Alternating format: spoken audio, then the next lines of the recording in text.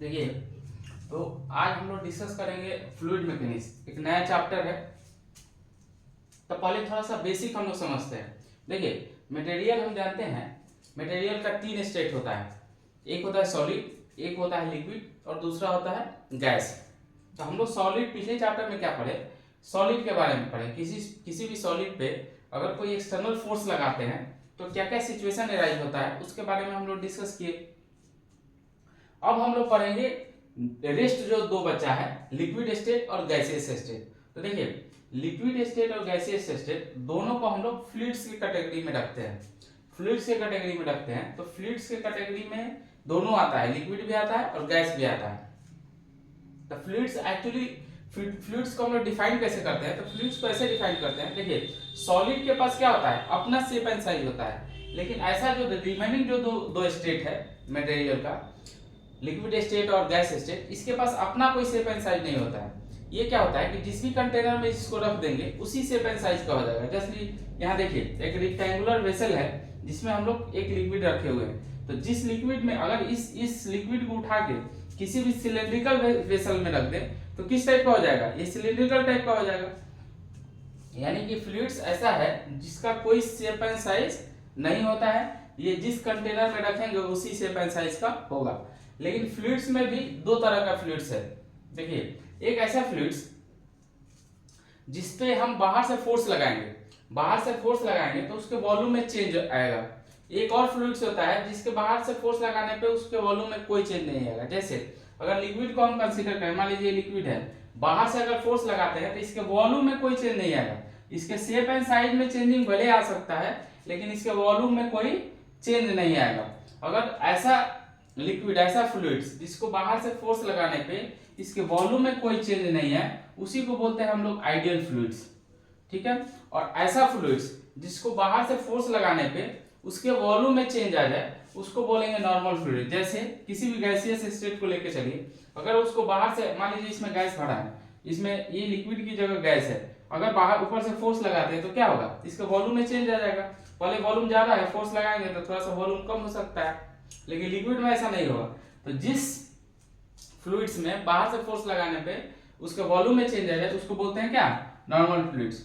तो हम लोग इस चैप्टर में, देखिए हम लोग इस चैप्टर में क्या पढ़ेंगे, आइडियल फ्लूइड्स के बारे में पढ़ेंगे। ठीक है। आइडियल फ्लूइड्स में भी हम लोग दो तरीके से डिस्कशन को कंटिन्यू करेंगे। पहला क्या है कि ऐसा फ्लूइड्स जो स्थिर कंडीशन में हो, यानी कि ये वेसल में है, वेसल में कोई भी लिक्विड रखें या सपोज कि ये वाटर रखें, ये स्थिर कंडीशन में है, इसमें कोई मोशन नहीं है, कोई मूवमेंट नहीं है, और तब क्या सिचुएशन एराइज होगा इसमें, उसको डिस्कस करेंगे। तो उसको बोलेंगे क्या, हाइड्रोस्टैटिक्स। हाइड्रोस्टैटिक मतलब, हाइड्रो मतलब वाटर यानी कि लिक्विड, और स्टैटिक मतलब स्थिर कंडीशन में। तो इसको किस टॉपिक के अंदर डिस्कस करेंगे, हाइड्रोस्टैटिक्स। और जब कोई भी लिक्विड या फ्लूइड्स मोशन में आ जाए तब क्या सिचुएशन एराइज होगा, उसको डिस्कशन करने के लिए हम लोग किस टॉपिक का सहारा लेंगे, fluids in motion. Fluids in motion में क्या सिचुएशन एराइज होगा, और फ्लूइड्स जब स्टैटिक कंडीशन में होगा तब क्या सिचुएशन एराइज होगा। इस तरह से हम लोग इस पूरे चैप्टर में डिस्कस करेंगे। तो पहले हम लोग डिस्कस करेंगे किसको, हाइड्रोस्टैटिक्स को। यानी कि जब भी कोई वेसल या कहीं पे भी कोई भी वाटर या लिक्विड्स स्थिर कंडीशन में है, स्टैटिक कंडीशन में है, तब क्या क्या चीज होगा उसको हम लोग अभी डिस्कस करेंगे।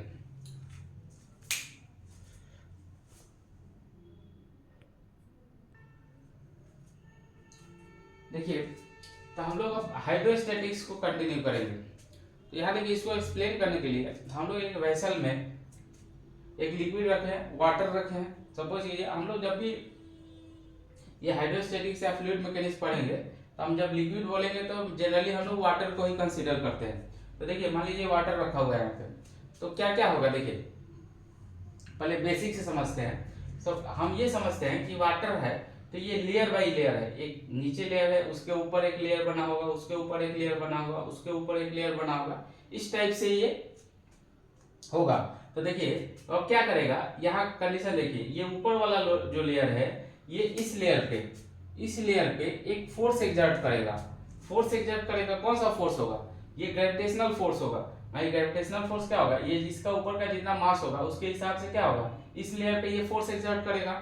सिमिलरली ये वाला लेयर क्या होगा, इस लेयर पे फोर्स एक्सर्ट करेगा, तो ये वाला लेयर जो है इस पे करेगा और ये वाला भी इस पे करेगा, यानी कि ये दोनों लेयर मिलके किस पे करेगा, ये तीसरे लेयर पे करेगा, और ये तीसरा लेयर भी तीनों लेयर मिलके किस पे करेगा, चौथे पे करेगा।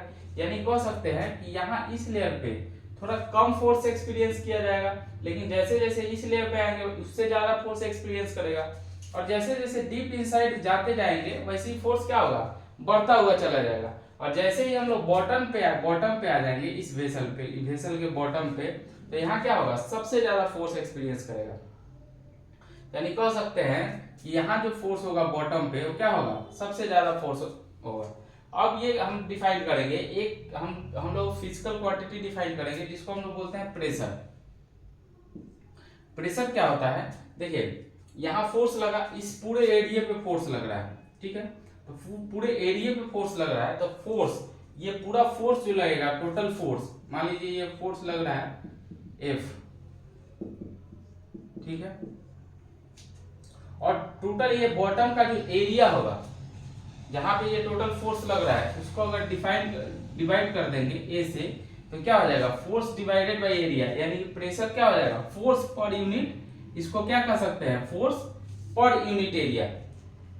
और हमेशा ध्यान दीजिए जब भी बॉटम पे या फोर्स लगेगा हमेशा इसका डायरेक्शन क्या होगा, परपेंडिकुलरली होगा, ये किसी एंगल पे फोर्स नहीं लगेगा। तो हम लोग प्रेशर को डिफाइन किए क्या, फोर्स पर यूनिट एरिया, इसका यूनिट होता है न्यूटन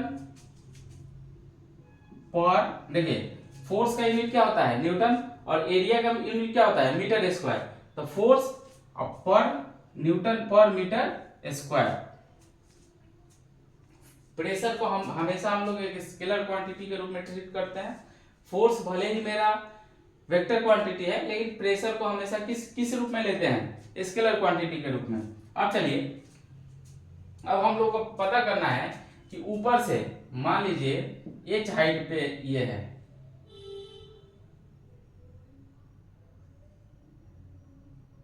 h हाइट पे है, तो इस नीचे बॉटम पे प्रेशर कितना लगेगा उसको हम लोग फाइंड आउट करते हैं। तो देखिए पहले फोर्स हम लोग निकालेंगे, तो फोर्स यहाँ कौन सा लगेगा, फोर्स कौन सा लगेगा, ग्रेविटेशनल फोर्स, यानी कि ये इसका पूरा मास जितना होगा और इनटू क्या हो जाएगा, ग्रेविटेशनल एक्सेलरेशन, यानी कि mg हम जानते हैं, mg फोर्स लगेगा।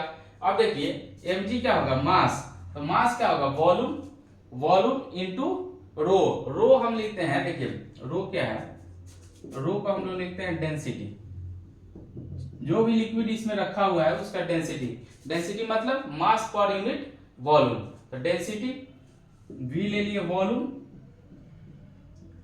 h हो गया डेप्थ, जिस डेप्थ पर हम लोग प्रेशर निकाल रहे हैं इस वेसल में, मान लीजिए इसके बॉटम पे निकाल रहे हैं, तो बॉटम से इसका हाइट क्या हो गया, h हो गया। अब देखिए मास को हम लोग क्या लिख सकते हैं, मास को लिख सकते हैं वॉल्यूम, देखिए डेंसिटी को लिखते हैं मास पर यूनिट वॉल्यूम, तो मास को क्या लिख सकते हैं, वॉल्यूम इनटू डेंसिटी, तो मास को रिप्लेस कीजिए वॉल्यूम इनटू डेंसिटी इनटू जी। अब देखिए अगेन हम लोग क्या करेंगे, इस वॉल्यूम को क्या लिख सकते हैं, वॉल्यूम का देखिए total base area into height, हम लोग मैथ में पढ़े हैं कि जो इसका बेस एरिया है प्लस इसका इनटू इसका हाइट, तो बेस एरिया कितना है, मान लीजिए a है, इसका बॉटम का एरिया a है और हाइट क्या है h है, और रो g। अब देखिए अब हम लोग निकालते हैं, ये तो फोर्स आ गया, ये तो हम लोग फोर्स फाइंड आउट कर लिए। अब हम लोग को निकालना है क्या, प्रेशर, तो प्रेशर निकालना है, तो प्रेशर हमारा डिफाइंड फॉर्मूला क्या है, force per unit area. Force हम निकाले हैं क्या, मान लीजिए इक्वेशन 1 है, तो फोर्स हम कितना निकाले हैं, ए क्या है बॉटम एरिया है, h क्या है हाइट है, डेप्थ है, रो क्या है डेंसिटी है, और g डिवाइडेड बाय a। अब देखिए एरिया से एरिया कैंसिल आउट हो गया, हमारे पास क्या बचा, रो जी एच। यहां देखिए इसको रब कर देते हैं, यहां देखिए प्रेशर यानी क्या हो जाएगा, रो जी एच। अब यहां ध्यान से इस फॉर्मूले को देखिए, प्रेशर हम लोग एच डेप्थ पे ऊपर से निकाले हैं, तो रो क्या हो गया मेरा, डेंसिटी ऑफ द लिक्विड, जी क्या है ग्रेविटेशनल एक्सेलरेशन, और एच क्या है हाइट। यानी कि देखिए जब हम लिक्विड कंसीडर कर लेंगे तो मेरा रो क्या है, डेंसिटी क्या हो जाएगा, कांस्टेंट हो जाएगा। जी पहले से कांस्टेंट है, ग्रेविटेशनल एक्सेलरेशन। एच क्या है, हाइट है। तो हम यहाँ देख सकते हैं कि जो प्रेशर किस पे डिपेंड कर रहा है, हाइट ऑफ द लिक्विड पे। यानी कि जितना नीचे चलते जाएंगे, अभी हम लोग क्या एक्सप्लेन किए थे कि जितना नीचे जाएंगे उतना ही फोर्स क्या होगा, फोर्स बढ़ेगा। तो फोर्स बढ़ेगा तो क्या हो जाएगा, प्रेशर भी बढ़ेगा। यानी कि यहाँ देखिए इस फॉर्मूले में क्लियरली पता चल रहा है कि हमारा प्रेशर किस पे डिपेंड कर रहा है, डेप्थ ऑफ द लिक्विड पे। यानी कि अगर यहाँ हम लोग प्रेशर निकालेंगे तो यहाँ से हाइट क्या हो जाएगा, ये H1 हो जाएगा। यानी कि यहाँ प्रेशर कम होगा, यहाँ प्रेशर ज्यादा होगा, इससे भी ज्यादा यहाँ होगा, सबसे ज्यादा क्या होगा, बॉटम पे होगा। अब ये ध्यान दीजिए, यहाँ क्या है, ये लिक्विड डेंसिटी पे डिपेंड कर रहा है और हाइट पे डिपेंड कर रहा है। यानी कि इसके एरिया पे, जो जिस एरिया पे हम लोग निकाल रहे थे उसके एरिया पे ये प्रेशर डिपेंड नहीं कर रहा है। यानी कि एरिया से प्रेशर क्या है, इंडिपेंडेंट है। हमको ध्यान किसका रखना है, जब हम लिक्विड कंसीडर कर लिए तो हमारा डेंसिटी फिक्स हो गया, ग्रेविटेशनल एक्सेलरेशन फिक्स हो गया, और हाइट जनरली मेरे पास क्या है, हाइट को ही मेन फैक्टर है कि जैसे जैसे हाइट नीचे की तरफ जाएगा वैसे क्या होगा, प्रेशर बढ़ेगा। और सबसे ज्यादा प्रेशर कहाँ होगा, बॉटम ऑफ द कंटेनर। ठीक है, तो प्रेशर कैसे इंक्रीज करता है, प्रेशर का फॉर्मूला क्या होता है, प्रेशर क्या है, प्रेशर को हम लोग डिफाइन कैसे करते हैं, एक एक चीज हम लोग यहाँ डिस्कस कर लिए। अब अगले टॉपिक में हम लोग डिस्कस करेंगे जो सबसे इंपॉर्टेंट टॉपिक है, जिसको हम लोग बोलते हैं पास्कल्स लॉ।